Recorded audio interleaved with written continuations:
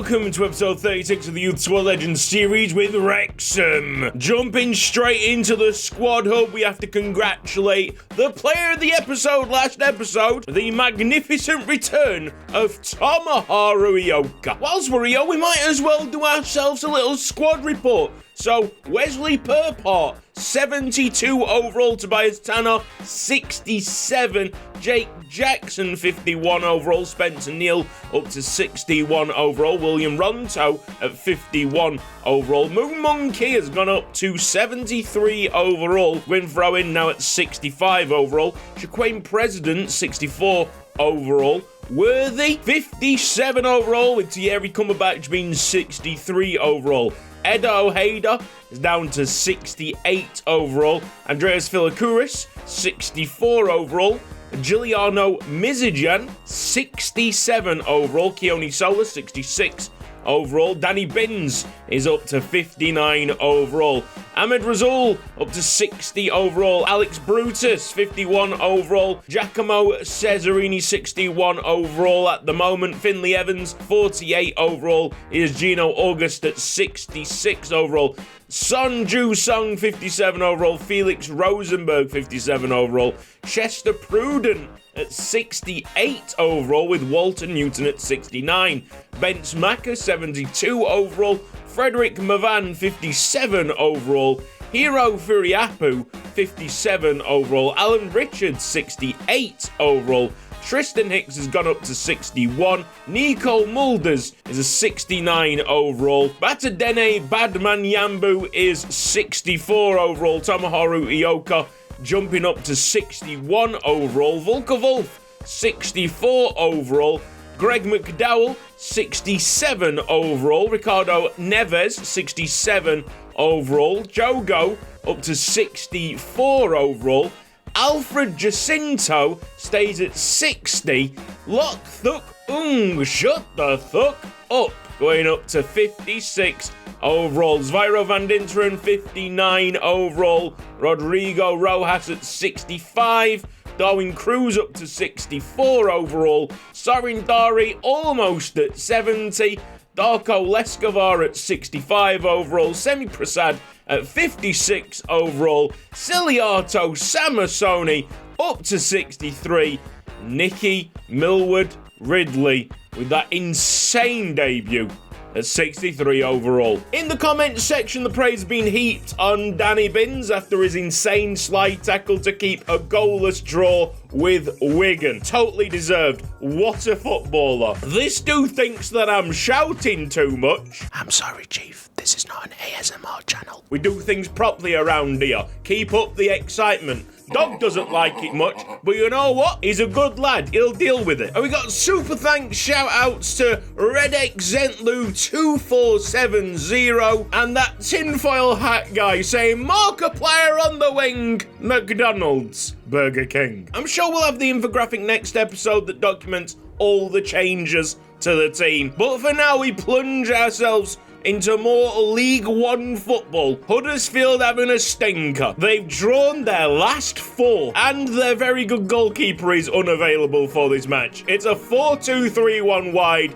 They play wing play style. The only unavailable player for us is Bence Maka, and to be honest, he wasn't at full stamina anyway. We keep on trying to rotate this side properly so everybody's got them smiling faces. It's Huddersfield against Wrexham. Isn't that right, Noodle? It's another game with Keone Sola in the lineup. I might be getting a little bit too attached, but it's slide tackles like that keep him around. First name on the team sheet, maybe. Dying to get Zviro Van Dinteren back onto the score sheet. Here is Ioka. Brilliant ball. That's going to slow down. It's Zviro wide. You could not ask for a better pass. That was absolutely sublime. Sola gets a bit lucky on the pass out. Slide tackle into Ioka. Get the ball back. Cesarini making the dart upfield now. Good play, progressing nicely. It is Giacomo Cesarini. Miller with the save. It was a good effort, to be honest. Guided towards that top corner. Pressure's coming. Oh, you gotta be careful.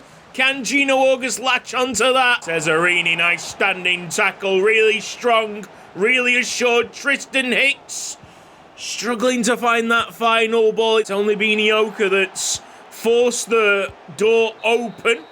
At the moment, half-time 0-0. Gotta be better in the second half. Let's see what we've got from the subs bench. Danny Binns, Samasoni with absolutely no sharpness whatsoever. Can Rosenberg unlock the defence? Maybe. We'll bring him on for Gino August. Cesarini is looking a little bit tired, so Alex Brutus plays the second half, and the lighting's gone all funny.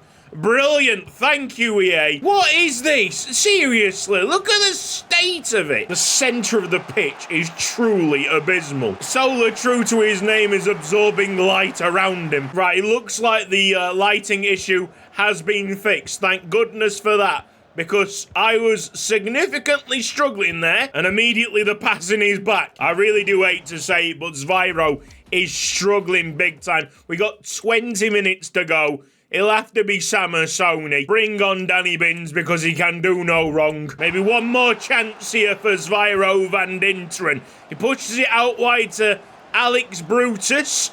Ioka should be behind him. That's Tomoharu. Now working the ball into the centre. A little turn by Tristan Hicks. Might get into the box. Another shot wide. We can't find the target today. It's only been Cesarini, really, with a telling effort that's troubled the goalkeeper. Toe poke by Alan Richards. Thankfully, the Huddersfield defender, bit quite hard, can return this ball to the Welshman. Tristan Hicks is onside. Stands up Samasoni. It might have been the best chance that we had all game. Not a bad delivery. Miller just tips it away instead of collecting.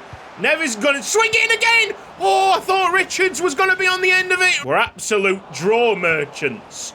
Is there going to be one more chance? Siliotto, Samasoni trying to get through them.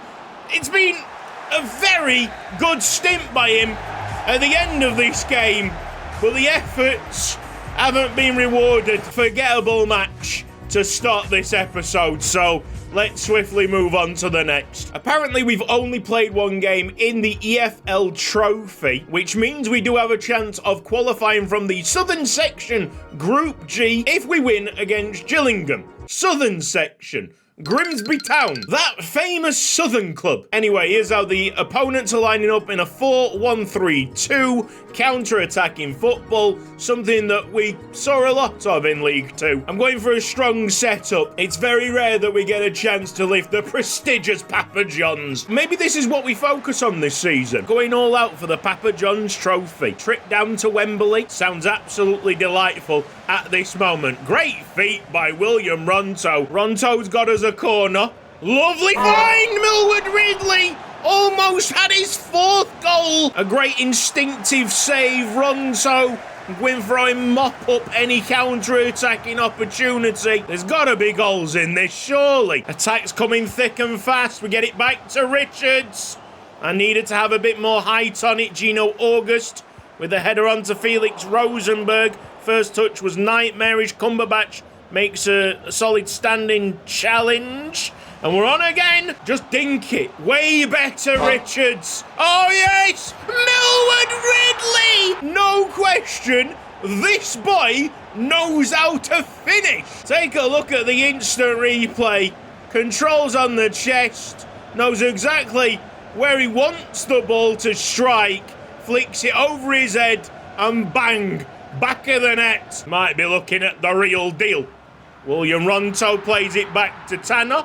Sends it to Badman Yambu. Nice first touch. Slots it into Felix Rosenberg. Millward Ridley had to hold off. This is Alan Richards. Get to the back post, Millward. I don't think these strikers really know how to play football, you know. Should we go on a little benchmarker run? Hold that R1 button and let these opponents freak out. He's far too good for anyone of Gillingham's quality.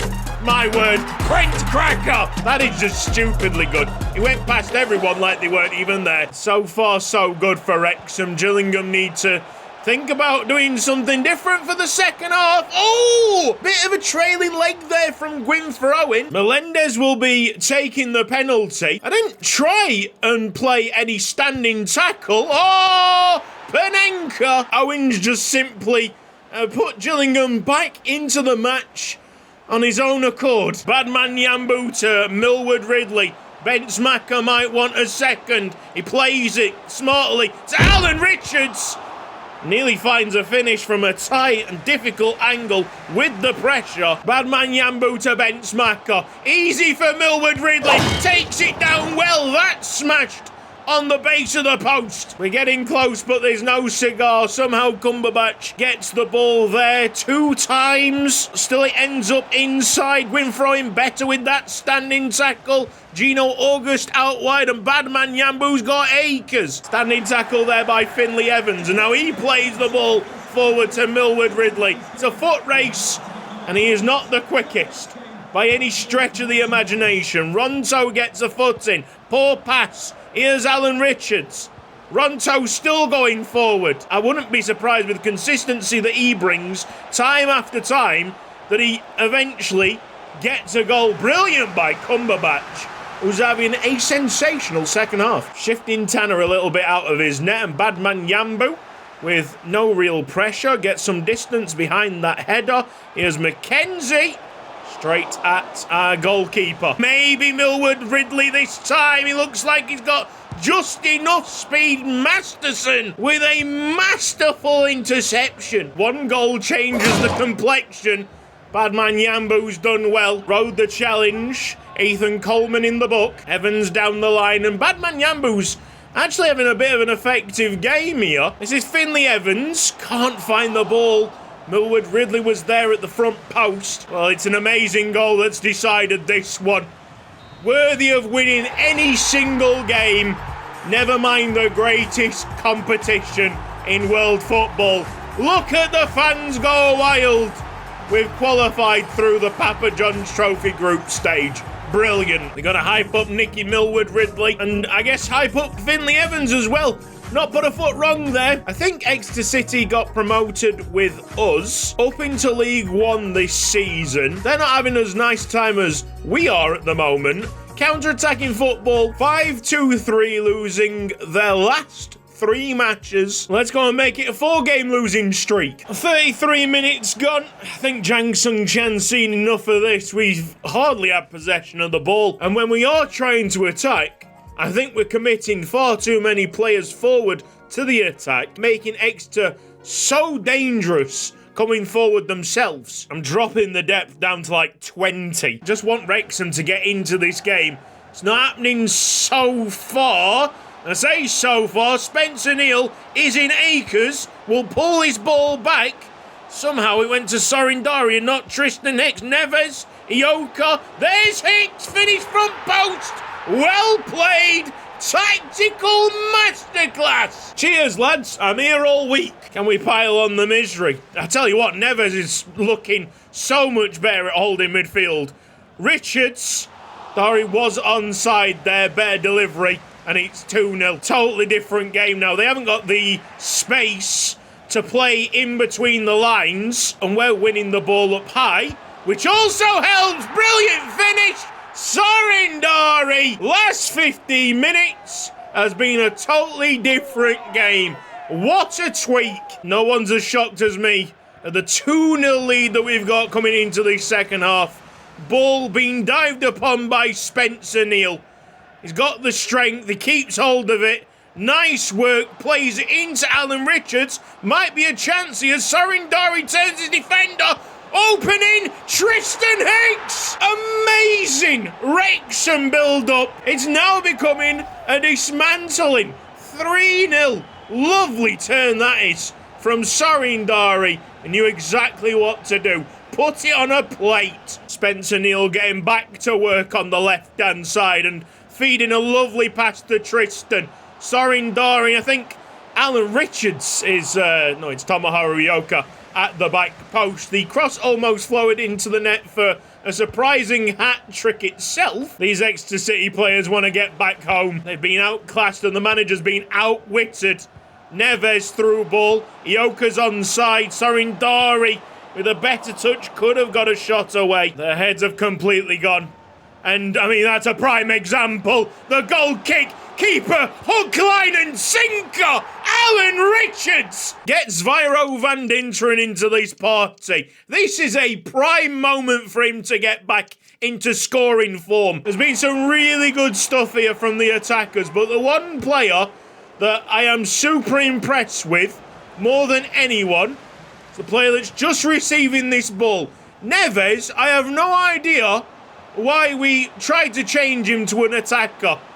Because as a holding midfielder, he's so comfortable. He's excellent at just identifying threats. Sorindari trying to go up and over. Chest control by Van Dinteren. I thought that was the moment. Will we get another chance to increase the scoreline? 2 minutes to go. Great footwork. That is a beautiful consolation goal by Niskanen. It's far too little, far too late.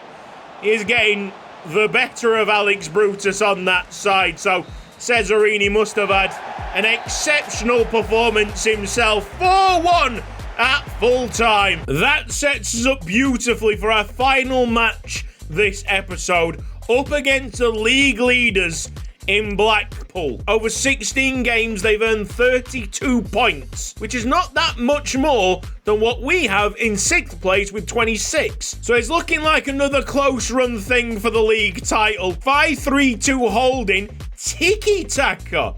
Don't see that often. They've only lost once in their last 5 games. It's Blackpool against Wrexham in that beautiful away shirt. It's too early in the season to be calling this a title clash, but it is important for one man in particular. Nicky Millward-Ridley leading the line after a great start to his career in a massive game. Scoring against current league leaders would be certainly an eye-opener. It's Tomohiro Ioka. Great ball in, Sorindari! Wide open, no marking! It's that connection, Ioka to Dari. It's just magnetic. That is absolutely huge. What a find! As the marker, I think it's Pennington, the real Matthew Pennington, was drawn to Nicky Millward-Ridley. Sorindari came in unopposed. Wherever you stick Sorindari, he always is a threat. I think realistically you can say that we're growing into League One football, but this is all about Tomohiro's return. Standing tackle by Nicky Millward-Ridley, and he's in with fake shooting. That's brilliant. Almost delectable. Gets the slice of luck. Sometimes luck is all you need, as Nicky Millward-Ridley continues to score. Welcome to Yuko Ike's Haiku Chronicles with your host, Yuko Ike. She sells seashells on the seashore, but the value of these shells will fall. Due to the laws of supply and demand, no one wants to buy the shells, because there's loads on the sand. Shells will sell much better if they think they're rare. Just had to deal with a harrowing scene in my bedroom as one of the cats came in and was sick on my bed. Thankfully on the pitch it's a way less messy scenario. Dari almost pushing it through to Millers. Blackpool happy to play it quick. There's so much pressure about. The tight marking is glorious. Keone Sola gets that timing spot on. Here's bench Maka. Oh! So close. What a great goal it would have been. A little bit of knuckleball movement in the air. Crossbar still shaking. This has been a scintillating performance. And Maka will be through for a third. Grimshaw somehow collects the ball. It looked like Maka was destined to make it 3-0. Last innings here. We've sealed the 3 points. Goalkeeper's coming up for Blackpool. A minute to grab the ball and somehow score an outrageous long shot. Sadly Tomohiro Ioka doesn't have the strength to collect it. And there goes another chance at scoring a goal from our own half. Full time. What a result. Blackpool 0, the mighty Wrexham 2. The future's bright, the future's orange. Jang Sung-chan did not come to support the home team. He's Wrexham through and through. Hopefully Darwin Cruz can accept a loan offer relatively soon. Lanús and Atlanta looking at him. We had a 2-week break in between games. Monthly scout reports are out, but it's still just Philip Goodridge who's tickling the fancy. You've got to hang in there, mate. It'll be January before you know it. I want to do some slight changes within the development plan. So Ricardo Neves, clearly not an attacking player, even though all his attributes suggest that he is. He's a born holding midfielder. Even with the excellent form that he's showing right now, it'll take him 149 weeks to reach 67 overall in that position. And because of that change, I think that Alan Richards needs to be considered further up front again. Like maybe left wing if Benzemacher is being pushed more centrally. There's a load of questions still hanging over this team on how to get the best out of the players, but I feel like with every passing episode, we get closer to the solution. Our big win over Blackpool means that there's new league leaders, and that's Ipswich Town. We're still in 6th place, but the gap is closing. This is being Cutsy. Thank you ever so much for watching this episode of Youth Squad Legends. If you've enjoyed it, then please give the video a like. If you're not subscribed around here yet, then press the red box down below and hit the bell icon for mobile notifications. Big thanks to everybody on the right hand side supporting me financially on Patreon. You guys are legends. Anyone with previous knowledge of my Football Manager database, Dare to Dream with Djibouti, will be very pleased to know that it's getting updated very soon, so keep your eyes peeled on that. And since we're plugging at the end of this episode, go and like our Resonate Spotify playlist. It updates monthly and has a general FIFA vibe about it, so I'm pretty sure you'll enjoy. Take care, guys. See you next time. Bye-bye.